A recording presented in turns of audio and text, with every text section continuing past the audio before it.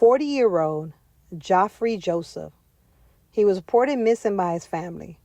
The suspect confessed, but refuses to give them the location of his body. On December 29, 2024, 40-year-old Jahfari Joseph was reported missing. He was born in the United States. Joseph was raised in St. Lucia by his mother before returning back to the U.S. after high school to pursue a career in the music industry. He produced several musical albums and leaves behind 4 children, 2 boys and 2 girls, and also 3 siblings. The family was concerned about his safety when they had not heard from him. In St. Lucia, his mother even reported saying that when the new year came, she knew that something wasn't right. Because of this, it prompted an investigation. But despite all their search efforts, they could not find Joseph's remains, nor what had happened to him. According to Joanne John, who resides in St. Lucia and is Joseph's mother, investigators informed her that they had found the person responsible for her son's murder. The suspects confessed to the crime, but refused to disclose the location of Joseph's body.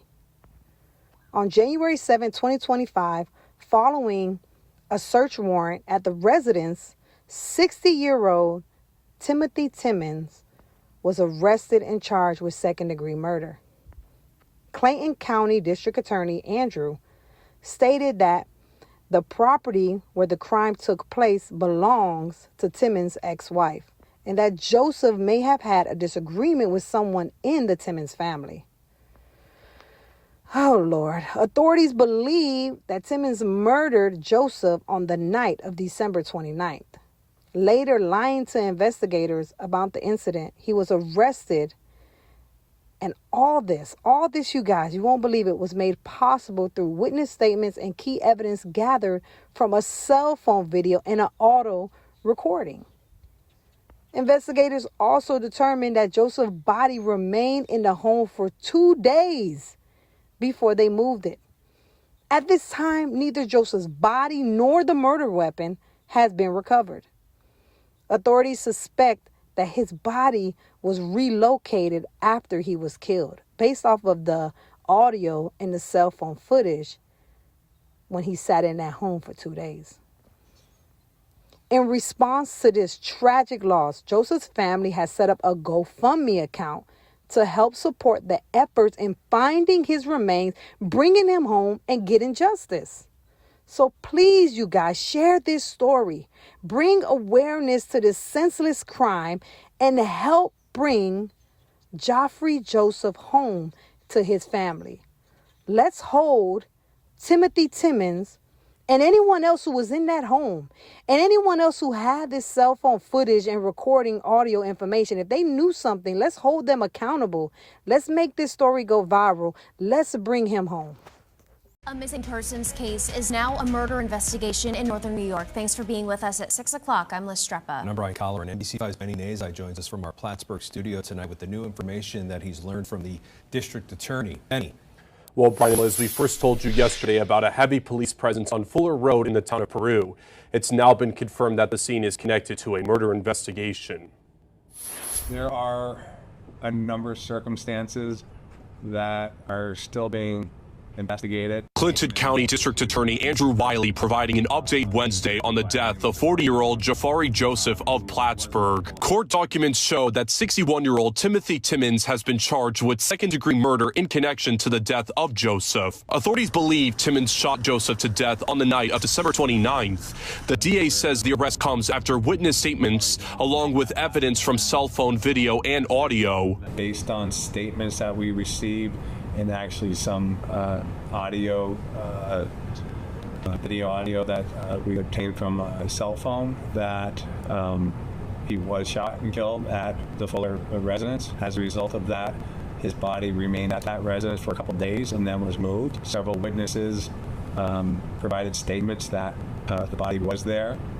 and that it was Jahfari Joseph. A heavy police presence could be seen at this house on Fuller Road in the town of Peru on Tuesday. The DA says the property belongs to Timmons' ex-wife and that Joseph may have had an issue with someone in the Timmons family. The incident is a shock to the community. Horrifying, kind of. I don't really know that much about it. Obviously, I'm trying to stick my nose into it. So yeah, it's really sad anytime somebody dies. Authorities say this appears to be a targeted incident and there is no threat to the public. We are still seeking information from the community to assist in more information about the case. DA Wiley says Joseph's body and the murder weapon have not yet been recovered. Anyone with information on the investigation is asked to contact state police. Timmons is expected back in court on Monday. We're live in the Plattsburgh studio this evening. Benny Nazai, NBC5 News. A 61-year-old man has confessed to murdering a 40-year-old U.S. resident of St. Lucian descent, whose body has yet to be found. The confession, made on Tuesday, January 7, 2025, has left the victim's family devastated and desperate for answers. The victim, identified as 40-year-old Jahfari Joseph, was reported missing on December 29, 2024, sparking widespread concern among friends and family. Authorities launched an extensive search, but no trace of the missing man has been discovered. His mother, Joanne John, was in St. Lucia when her son was reportedly missing.